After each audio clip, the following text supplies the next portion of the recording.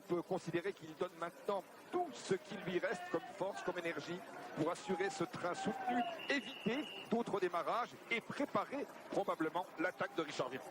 Oui, l'attaque de Richard Virenque pour la victoire d'étape et puis également envisager une remontée de son leader au classement général. Richard Virenque qui était ce matin 8e à 3 minutes 24.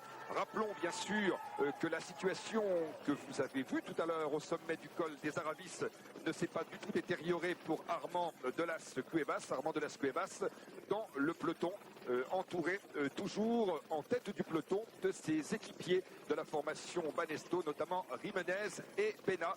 Voilà Jean-Maurice Sogg qui nous emmène maintenant au premier rang de ce peloton. Le maillot du meilleur grimpeur, Jiménez, suivi de Peña, et en troisième position il y avait Armand de las Cuevas qui pour l'instant préserve, on peut le dire, sans trop de difficultés dans cette grande étape de montagne. Bernard Thévenet, sans trop de difficultés son maillot. Apparemment les derniers écarts que nous ayons notre possession font état de 50 à 55 secondes de retard pour le peloton sur les échappées, donc le mieux placé des coureurs dans cette échappée est Richard Virenque avec 3 minutes 24. Jiménez demande de l'aide. Et c'est Armand de las Cuevas lui-même. Se retourne Armand, il voit avec beaucoup de satisfaction la présence de Odriozola, je crois. Robin derrière, Livingston derrière, Verbrugge derrière et Thierry Bourguignon en dernière position de ce groupe.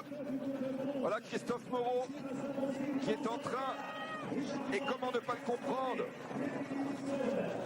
de faiblir, de céder, alors que nous sommes tout près de l'arrivée. Christophe Moreau qui aura fait un travail extraordinaire en faveur de Richard Virenque. Richard Virenque qui regarde sur la gauche. Il doit se méfier sur la gauche, sur sa gauche de Kenny Livingston. Et sur sa droite, calé à la corde le long des barrières de Jean-Cyril Robin. Attention également à Rick Verbrugge qui est plein champ dans la roue de Livingston. Richard Virenque, Kenny Livingston. L'arrivée est extrêmement serrée, extrêmement spectaculaire. Richard Virenque toujours en première position. Il va gagner, Richard Virenque. Premier, deuxième Robin, troisième Verbrugge, quatrième Livingston. C'est-à-dire sur une longueur de la saison assez inhabituelle, le départ est donné et Rogers est toujours présent dans le tour. Hier ça avait attaqué Bernard dès le baissier du drapeau avec en breton de la formation Crédit Agricole de Roger Leget. 219 km avec les coéquipiers du maillot jaune, les coéquipiers de Richard Virenque en tête de peloton, avec les principaux protagonistes aussi de ce Tour de France.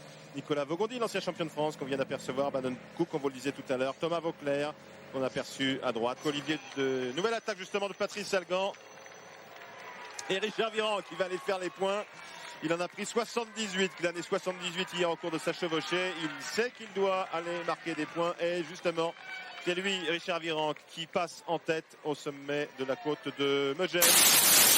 La montre frappe un premier grand coup en s'approchant des 31 minutes 04 secondes exactement. Une première marque qui va tenir jusqu'au passage des favoris. En retard sur le début d'étape, Froome prend le meilleur sur la deuxième partie du tracé et termine avec plus de 20 secondes d'avance sur Dumoulin. Il décroche ainsi après l'étape de Bagnères de Luchon sa deuxième victoire cette année sur le Tour. Pour les 8 km, on ne se regarde pas encore dans ce groupe et au pied de la montée vers l'Altiport, c'est Kenny Elissonde qui fausse compagnie à ses compagnons d'aventure.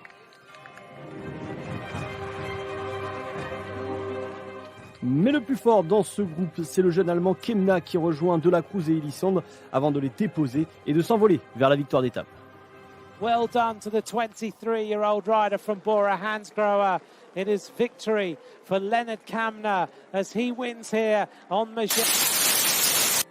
Dans le groupe de tête, l'entente n'est pas bonne malgré l'avance de plus d'1 minute.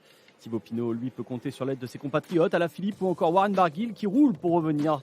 Et l'écart à 9 km de l'arrivée au pied de la montée vers l'Altiport n'est plus que de 35 secondes. Moment choisi par Sepkus pour attaquer à l'avant. Les Jumbo-Visma visent une troisième étape. Thibaut Pinot, lui, se bat pour reprendre son maillot jaune à coup de seconde après avoir repris Lopez d'Astana. Mais Martinez, le maillot blanc, résiste en compagnie de Pogacar et Sivakov et se verrait bien en jaune à l'Altiport de Megève. Sepkus, lui, fort d'un grand numéro, s'en va gagner l'étape. This young American now's got 500 meters to go. He can see the line. Sepkus wins the stage. He takes the win. He takes the win in Megève. Sepp Kuss. Martinez d'Education First a pris sa chance et surtout résisté en prenant la deuxième place de cette étape dans une course folle et a donc décroché sa première grande victoire dans une course à étapes en World Tour.